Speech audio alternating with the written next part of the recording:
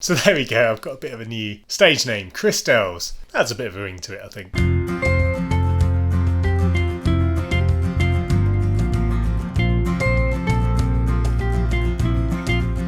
Hey guys, welcome back to Phil's Corner. Welcome to the channel that talks all about these things. Football shirts, the great shirts, the weird shirts, everything in between.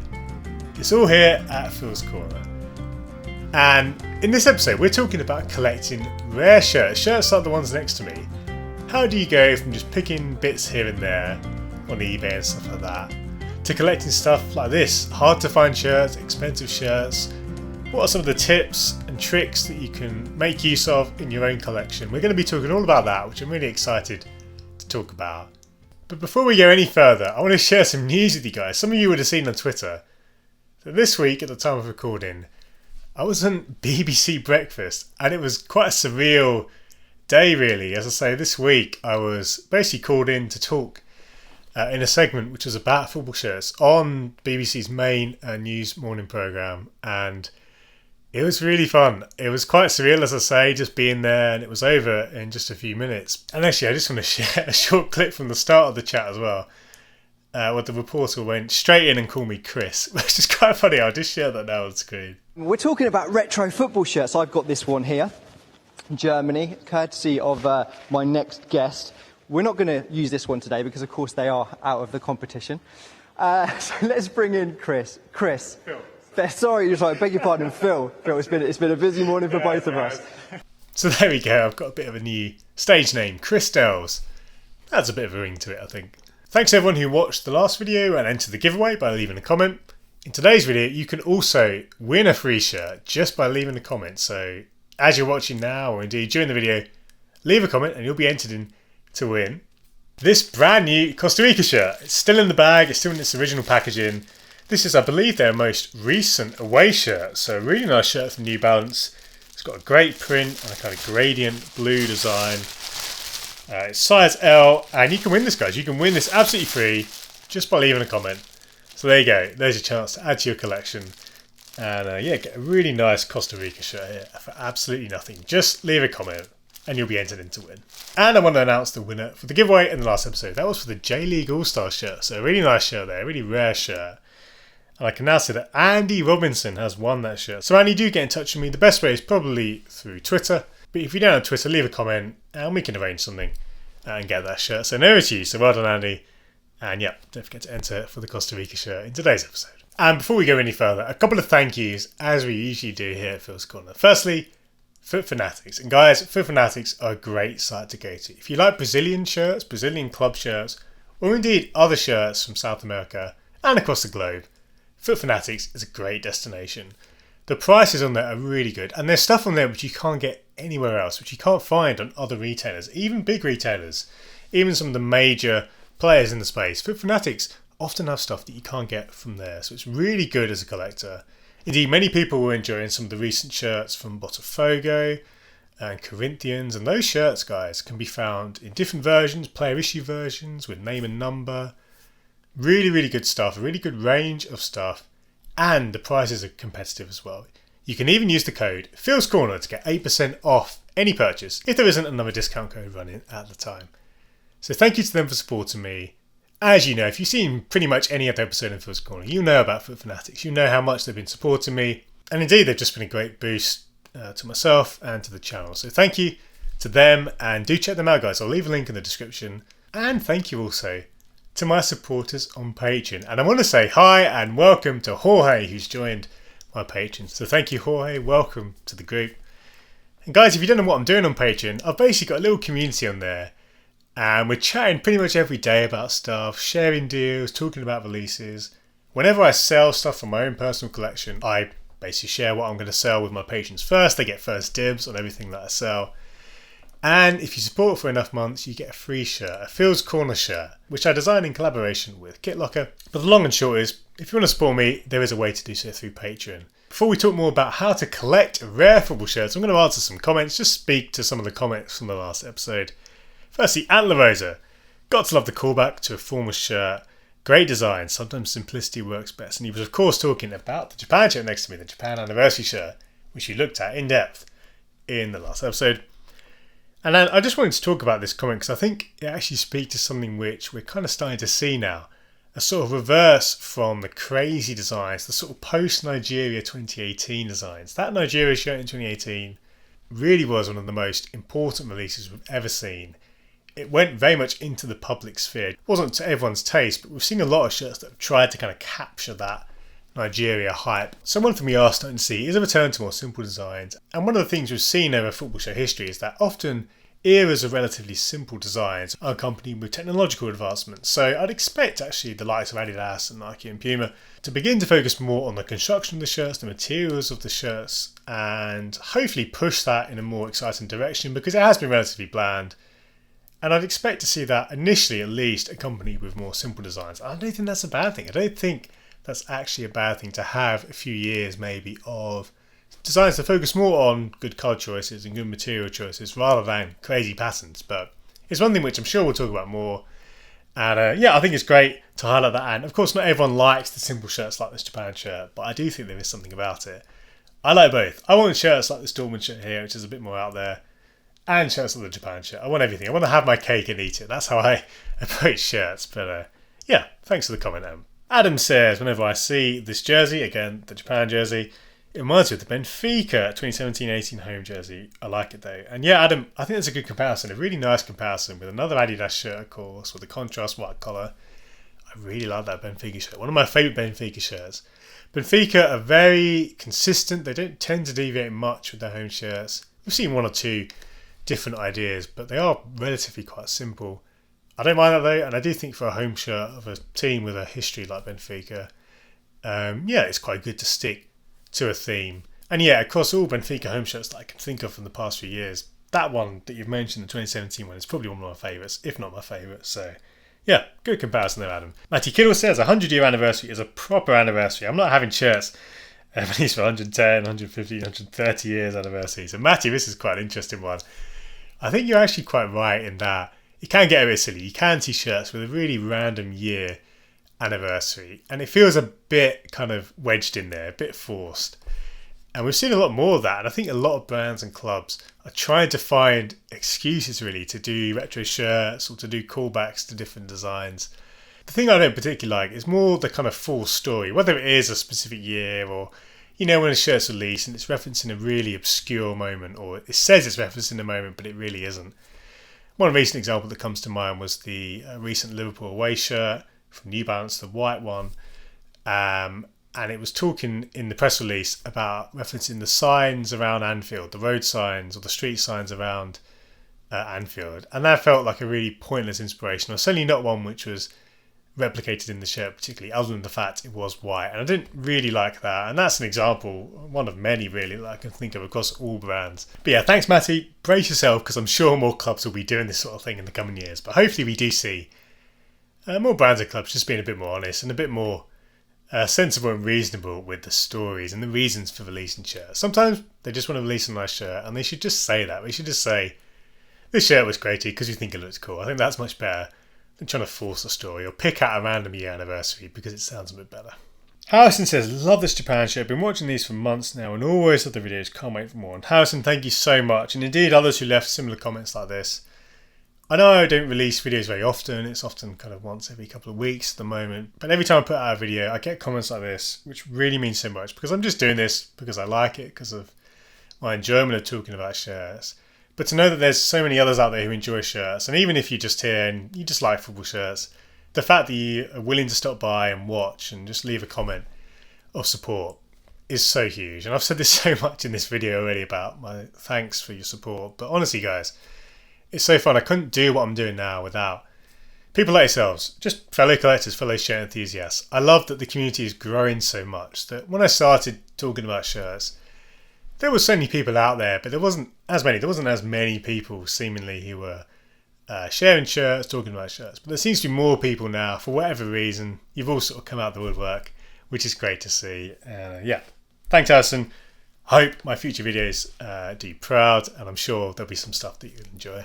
And a great question here from George King, which very much fits with today's episode theme.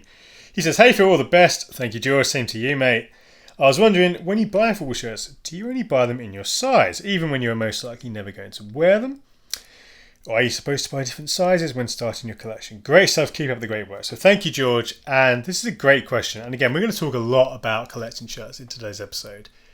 A lot of what I say will be building on my previous video, which is called How to Start a Football Shirt Collection. I think that's my most popular video, and there's a lot of stuff in there which you'll probably enjoy, George. But just to talk as well about your question. In short, there is not a rule in terms of buying sizes, so you certainly don't need to buy different sizes. But one key thing about sizing is that if you do want to start a collection and you basically want the most shirts possible, or indeed shirts at the best price possible, then you should be flexible in size, because a lot of shirts, they really do kind of peak in terms of pricing or increase in terms of pricing between medium and large. And medium and large is the kind of sweet spot. The vast majority of shirts are going to be more expensive, certainly vintage shirts, if they are in that size. And if you're someone who's willing to get a shirt in a small or an XL, you can often get the same shirt that you would otherwise get in a medium or large at much cheaper. And even if you go outside that range, of course, it gets even cheaper. Although I will say that kids' sizes, of course, have limited value and limited resale value. And things like triple XL, for example, again, do drop quite a lot. But there's sort of a curve, really, where you've got kind of small and then medium and large at the top, dipping slightly for XL, and then dipping again after that. Personally, I do like to collect stuff between kind of small and XL, because I don't wear all my shirts. I like to wear a few. But I kind of like that range, because generally you're going to get a decent price if you sell it on. But if I am getting a small or XL, I'd expect to pay a bit less than I'd pay for a medium or large. But yeah, it's a great question, George. And I think actually a lot of people just kind of don't think about this before throwing themselves in. But it's really good to think about things like sizing. Because again, one of the things I talked about in my video before was thinking about what type of collector are you going to be. And that's really important, because if you are someone who's going to wear their shirts, of course, sizing is very important. If you're someone who's going to potentially sell on shirts or buy a few to then buy one more rare shirt, which we'll talk about today, again, sizing is important, but you've got a bit of flexibility there. Maybe you're someone who just wants as many shirts as possible. Go for it. Look for extra small and XXXL and stuff like that. But yeah, great question, George. And I think you enjoyed today's episode as well, as we talk more about collecting. So without further ado, let's talk about collecting rare shirts. And I just want to start by giving a bit of an intro and saying that making the jump to collecting rare shirts is quite daunting, or at least I found it quite daunting. When I first started collecting, I was just kind of doing it for fun, and I was on eBay buying a few bits and pieces here and there. I'd rarely spend above sort of 20 quid a shirt. And certainly back in the days when I started collecting, you could get a lot of stuff for 20 quid. Now it's much harder to get a good vintage shirt, but I was collecting stuff, and I'd see people on Twitter or Instagram, and they'd have these shirts like the ones next to me. And I'd just look with envy and think, how could I ever afford that? You know, I'm buying these shirts. Would I ever spend 100, 200, 300 pounds on a shirt? It felt like a distant world. And I was just recently graduated. I'd only just recently got my first job. And yeah, it seemed like a very distant world, something that I'd maybe be able to do when I was retiring and sitting on a pension or something like that. But very quickly I realised that a lot of these people who are collecting these shirts, yes, there are some people out there who seemingly have a bit of an endless money pit. They can seem to afford every shirt under the sun. They could basically start their own shop if they wanted to, selling vintage shirts. But the majority of people were just normal people, normal jobs, who actually were just very good at collecting. They knew what to look out for. They knew how to pace themselves. I don't have the world's biggest collection by any means, but I've actually realised that you can collect shirts like this, rare shirts, in a much more achievable, affordable way than you might think. But you do have to be very sensible and prepare, and there are a few things to consider. So that's what I wanted to share in today's episode. As I say, it's going to build in on some of my previous videos talking about collecting shirts, but I hope this will be useful. But I do want to say as well that this isn't going to be for everyone, and indeed there is nothing wrong with collecting shirts that are 20 quid, 10 quid. There's nothing wrong with that, and actually there's something quite nice about that, because I think if you're in that kind of space and you're buying shirts from some of the discount retailers and things like that, you can just have a great collection, a big collection of great shirts from around the world. And to everyone else, they're not going to look and think, wow, that's a 10 quid shirt, that's a 20 quid shirt. And I still look out for bargains, so don't be put off by that. Don't think that you need to start collecting shirts, that you need to start spending more money, because that's simply not true. I've really enjoyed collecting rare shirts, but it's not better or worse than collecting any other shirt. But I trust there will be quite a few people who will be quite keen to start collecting higher value shirts. But it's just so daunting. How on earth do you begin to enter that area? So that's what we're going to be talking about today. And just quickly as well, when I say rare shirts, what I mean by that are shirts which you can't just buy anywhere, which are basically specific shirts from specific teams and years that aren't just readily available, that aren't just on classic football shirts in multiple sizes, no matter what price it is. We're talking about shirts which are hard to find, shirts which only come out once every so often, maybe shirts that were never commercially available. So yeah, that's what I'm talking about when I talk about rare shirts. Indeed, some relatively modern shirts are quite rare, so something like this Japan shirt in a couple of years' time will probably be relatively rare just because it wasn't on a huge kind of release. And indeed, some of the kind of AIK shirts and things like that, the limited edition shirts, they're relatively rare as well, even though they're modern. So we're kind of including that in this topic, as well as the kind of vintage stuff as well. The first thing I want to talk about is research, and this is probably the most important point in the whole episode. It sounds quite boring to say you've just got to do your research, but this has a few elements to it, a few layers which I want to unpack now. One of the things which I think is really good, one really good exercise to do, is to kind of create a list. Maybe it's just a mental list, maybe it's a spreadsheet or something like that, and think about what are the specific shirts you want to collect. Now don't get me wrong, you don't need to have a specific list, but I do think it's quite good, especially if you're going to be spending more money on shirts, to think about what are those shirts. And some people might refer to these as holy grails, things like that. I've certainly talked about that before. We had a video, didn't we, talking about finding holy grails, whatever name you have for them. What are those shirts? So this Dortmund shirt is a great example. I really, really like this Dortmund shirt. It was one of my favourites from the 90s. And what is quite important was not just to think, oh, I like that Dortmund shirt, but to understand what year it was, to understand if it was worn in a game. And sometimes you see a great shirt, but it wasn't actually worn in a competitive fixture. That can change things like price. And understand what the shirt looks like, which again sounds obvious, but you don't want to be caught up by a fake in the future if you're looking for a shirt.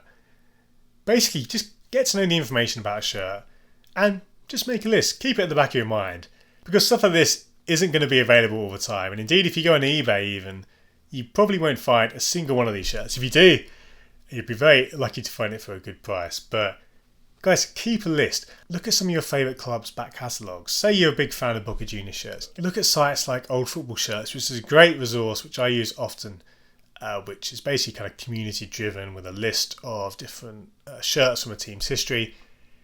You know, find some of those shirts that you want to collect. And it could be, you know, recent shirts, it could be old shirts, whatever it is. And whatever team, whatever year, whatever era, keep a bit of a list, because it's great to have something like that, because then when you see that shirt on sale, and we'll talk about where you can find some of these shirts in a bit, you've already done the kind of legwork, you've already done the research, and that means that you can be ready to pull the trigger to pick up the shirt, rather than thinking, okay, I've just seen this shirt, oh, what is that, what team is that? By the time you've done all your research, it might have already gone. So do a bit of research, have a bit of a wish list, and if you're anything like me, there's a huge list in the back of your mind of shirts that I'd love to own. I won't own 99% of those shirts, but when I do see one of them come up, I'm a bit more informed if I've done a bit of research, if I know things about the shirt and the market value. And that's a key thing as well in all of this research, is to look at the price of shirts. And basically, guys, it's not rocket science, but you need to be seeing what these shirts that you're looking out for, these rare shirts, are selling for. The price of these shirts, by their very nature, can fluctuate greatly. Rare shirts, because they are not readily available, don't really have a set price structure a lot of the time. Sometimes you could be looking at a shirt and it's from the same year as another shirt, but it's just worth twice as much. And there's not really much to say apart from the fact that you need to be basically trying to buy a shirt and seeing what are the prices out there. Now, for shirts particularly rare, you might not see any listings at all. And that's where you kind of have to do a bit of wider research. So look at the same team, but the away shirts of the home, for example, and see if you can find that. If you can't find that, look at other clubs from the same year, from the same manufacturer. Look at similar shirts and start to build a bit of a profile around the shirt.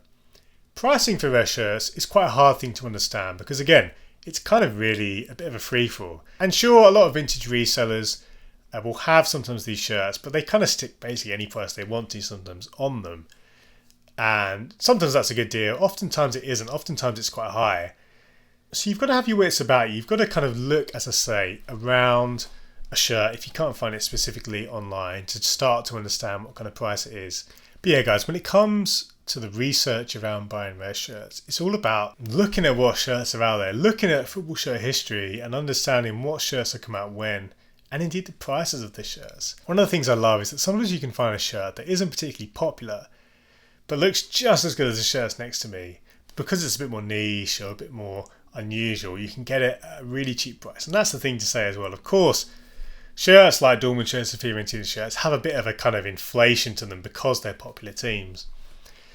But there's often quite a few shirts kind of underneath that, which are still really rare, which are still really hard to find, but they're just cheaper because they're a bit more obscure. That's certainly a nice avenue to go down. But if you do want shirts that are a bit more popular than this, or something like a Holland 88 shirt, understand what people are paying for genuine versions of those shirts, and you can prepare accordingly. And later on we'll talk about how you can budget and things like that. Now let's talk about where you can find rare shirts. Is it simply a case of just jumping on eBay and finding them?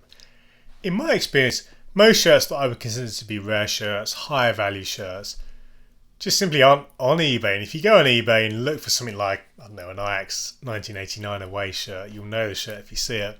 You might find that on eBay, but it will be few and far between, and indeed the ones that you find on there probably won't be in great condition. And yeah, rare shirts do appear on eBay, but in general I don't particularly enjoy eBay. I find the pricing tends to be a bit sporadic. Personally, I don't really like looking on eBay for higher value shirts. I much prefer buying from fellow collectors. That to me is the best way to buy shirts, to buy rare shirts. And basically guys, this is just a call to be part of the community.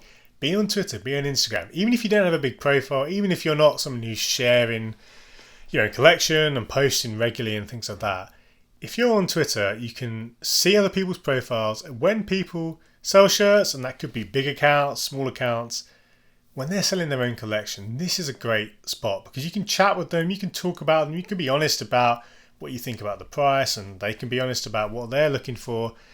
It's a much better experience. When you're dealing with a fellow collector, they understand what it's like. They've been there before. And indeed, there are so many great shirts. And I've bought quite a few of my best shirts from other people on Twitter and things like that. And it's great fun, guys. It's really good to be doing that. And again, if you've done your research, if you know the kind of price you're looking for, you can be honest with them. And they might be wanting more, and that's fine. But sometimes if you're chatting with someone, they actually are quite happy, or they quite like selling to a fellow collector. There's something quite nice about that. That's not to say you're going to get a huge discount necessarily, but I do think there is something to be said about selling to collectors or buying from collectors. So guys, do that. I think many people indeed are willing to part with stuff, and you can get some huge bargains. Every week I see people selling shirts at great prices, cheaper than anywhere else on the internet. And you don't have to faff around with things like eBay. And indeed, you know if it's from a fellow collector, it's going to be real. Or if it is fake, certainly you can call them out straight away. And it's just a much better process than eBay in my eyes. So do keep an eye out on eBay. Don't ignore those platforms. Do check in from time to time, and it can be useful, but I would say it's much better to buy from fellow collectors. Certainly when you're buying shirts of this kind of price range, I really enjoy that experience. And I think you'll be surprised at how many people are sitting on shirts like this, and they're quite happy to part with them for a really competitive price. I do want to mention some vintage resellers in particular. Sites like El Clasico Kits, where I bought this Dortmund shirt from, and Northern Ireland Classic Football Shirt Company are another great site. And indeed there's others. Sites like Football Shirt Collective, who I do a lot of work for. Sites like these can often have really good prices on vintage shirts. So don't ignore vintage resellers. I think a lot of people in the community assume that places that are reselling shirts are going to be selling them at a huge premium, and that's not always the case. Of course, all these sites that resell shirts are businesses. They need to make money. They're at liberty to price shirts however they want. But a lot of sites are really conscious and really good at providing competitive prices for old shirts. And again, I'll mention El Clasico Kits once again. This Dortmund shirt was on there at a really good price, a really competitive price, much cheaper than you'd expect to pay. But they're just one example. Northern Ireland Classic shirt, again, another great site. Really good prices. Of course, if it's a particularly good deal, it could be snapped up in a matter of seconds, in a matter of minutes. So you need to be really quick. So you do your research at the start like we talked about, understand the kind of price you're looking at, and then when it does pop up on sites like the ones I mentioned, or indeed many other sites out there that are really good for this sort of thing, you can be ready to buy it and not be disappointed because you're not sure how much it's worth. But yeah, as I say, fellow collectors, I think that's the best way. And the more you're in the space, the more you're talking with people. I mean, sometimes just from being involved in the community, you do kind of add to your list. I certainly often see shirts that other people have and think, I'd love to buy that. And in my head, I'm kind of thinking, if that person ever has a collection sale, I'm going to message them and ask them about that shirt. That has happened once or twice. And as a kind of little bonus point here, why not post on social media and just say you're looking for this shirt, and just say, looking for this shirt in this size. Does anyone know where you can find one? Does anyone have one in the collection? You never know, guys. There might be people who are willing to sell you their shirt there and then. Or indeed, I've seen loads of stories of people in the community who have then known someone who's looking for a particular shirt, and then when they've seen it appear online at another site, they've messaged them or even bought it for them to then sell on. Stuff like that does happen, and a lot of people out there are so generous in that. So the more you're in the space, the more you're chatting with people, the more opportunities you will find. And if you do join on somewhere like Twitter, be sure to say hi to me on there. It'll be great to have a conversation. A word on budgeting for shirts now and how you can actually get funds to be able to afford shirts like the ones next to me, higher value shirts. One of the things which I think people don't often think about is selling their own collection. I talk a lot about this because it's something I do. When I buy a football shirt, very few shirts are kind of always going to be in my collection. There are a few that I will pretty much never sell. If I do sell, I've pretty much given up on collecting. But 90% of the shirts I own, I would be willing to sell at a fair price. And sometimes even sell when I'm not making necessarily much of a profit. So let me talk a little bit about this. If I buy a shirt, let's say at the end of season sales, maybe it's an Ajax shirt. Let's say it's an Ajax shirt and I bought that. Let's say I paid £50 for it. So there was a little bit of a discount there. In a year or two's time, maybe I pull out that Ajax shirt or I see that Ajax shirt and I think, you know what? I like it, but I don't love it. And to be honest, I'd rather put that £50 towards something else that I really like. Sometimes that can change. Sometimes in a matter of weeks or years, that can change. You go from loving the shirt to kind of thinking, it's not actually so good now compared to other shirts that you've bought. So I've got that Ajax shirt. I'm sitting on it there. Maybe I then see a shirt like this Dortmund shirt. I see this Dortmund shirt. I see it's coming on sale in a week's time on a site. If that's the situation, you can then start to pick out shirts like that Ajax shirt I talked about and say, if I could actually get even what I paid for it, and that could go towards this Dortmund shirt, I'd actually quite like that. It's that kind of speculate to accumulate attitude. Because you could be sitting on tens and tens of Ajax shirts of that kind of nature. And it's great to have, but sometimes actually, instead of just trying to find hundreds of pounds to spare, you've already got that in shirts. Now, of course, if you're selling those shirts like the Ajax shirt I talked about in that example, sometimes you'll be surprised in a couple of years' time, people are actually willing to pay a bit more than that. That does happen. Shirts don't just simply go down in value. They do sometimes increase, of course. That's part of the attraction to buying shirts, that kind of investment attitude. There's not a one-size-fits-all. Sometimes you buy a shirt and it just doesn't go up in value. Maybe it just stays in the end of season sales for months and months, and basically everyone has it for 20 quid at the end of the day. But some shirts that you maybe did buy a couple of years ago are actually going to be worth more. In that example, you can sell them to fellow collectors, sell them through social media or on eBay, and then very quickly you might only need a few shirts to get a high value shirt. But something which a lot of people don't often think about is you could still sell that Ajax shirt for 30 quid, and that could still actually be a good move. People think, well, you spend 50 quid and then in a couple of years' time you sold it for 30 quid, you've lost £20. But sometimes, guys, you just kind of have to cut your losses. You just kind of have to say, actually, would I rather lose a bit of money but gain a bit of money to get another shirt than just have a shirt that might just simply keep decreasing in value? Of course, it might eventually come back up in value, but I do think there's something to be said about being willing to kind of bite the bullet sometimes. We all win and lose some purchases. Sometimes I bought a shirt for a really cheap price and I've sold it on for a massive profit. Sometimes I bought a shirt and I've had to sell it on for quite a bit less than I paid for it. Of course, if you're always selling shirts for much less than you paid for, that wouldn't be a great model, but I do think sometimes there's a bit of both. And I just think when it comes to buying these shirts, and certainly for me personally, I found that actually if I just sold a lot of these shirts that I bought for, even for what I paid for, a little bit less, I could trade, 7 shirts, say, for a much higher value shirt. And actually, it meant so much more to me. A lot of these shirts that I'd be selling, I kind of just bought them because they were a good deal sometimes, or I just kind of liked the design. But in a couple of years' time, there were simply better shirts that came out. Those kind of shirts can be kind of pulled together to get the funds to afford something else. I think if you approach your football shirt collection like a series of movable pieces rather than a kind of stash which never gets changed, which can only be added to, I think if you start to take a few of those blocks away, you can be really surprised what kind of calibre of shirts you can afford. This is something which you'll pick up over time. As you collect more shirts, buy more shirts, sell more shirts, you start to understand things like what kind of prices you can get for shirts. And I'd really recommend my recent episode on what to buy in the end of season sales. That has some more tips on when to buy shirts and things like that. But yeah, speculate to accumulate. One of my biggest points I wanted to share today. I do think there's something to be said about that. It's certainly the main way I've been able to collect high value shirts. And yeah, don't be afraid to sell for a slight loss. I think that can often be quite good. And in terms of budgeting, it's really helpful to kind of say, okay, actually those shirts that I could sell, I'm not having to pull money from underneath the sofa or get a credit card out to afford it. I'm actually just using what I've already got to get something else. It's a really good way of doing it, and it can really go a long way to collecting rarer stuff. And as we wrap up, guys, I just want to emphasize that you can live to collect another day. You do not need to be buying a shirt if you can't afford it, or if you simply feel pressured to do it because you might never be able to buy it again. Yes, there are some shirts which, if you miss out on an auction or you miss out on someone selling a particular shirt, that you might never get. That's okay, guys. There will be another shirt. In my experience, and I'm sure in all your experiences, there's always a better shirt. There's always a bigger fish. I mean, that isn't always true. Sometimes there is a shirt and you can't get it. But you know what? That's okay.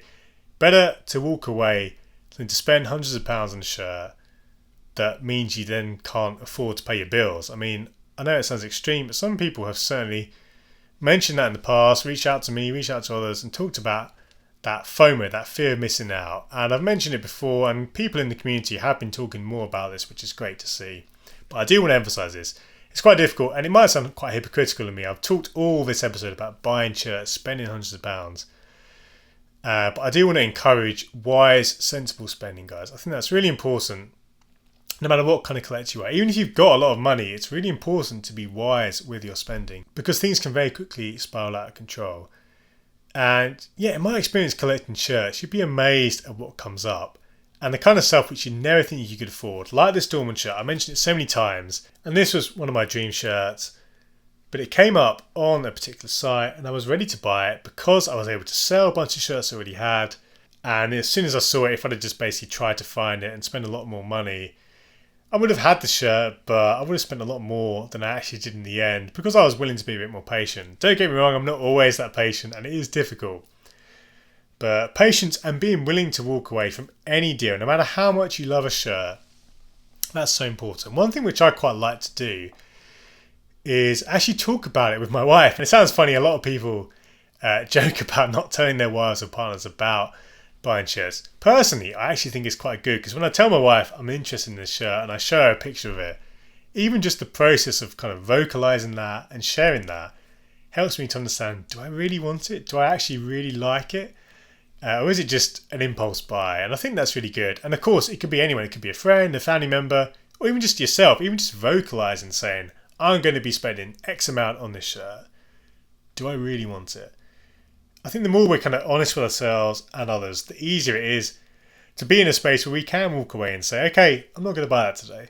It's accountability, isn't it? It's so important in any area of life. But I think particularly when it comes to buying and spending money, it's so important to kind of be honest with ourselves. Look at our bank balance. Be honest with ourselves. Say, can we afford it? Maybe we can't. Maybe we need to save for a couple of years to buy a shirt. That's fine. That's good.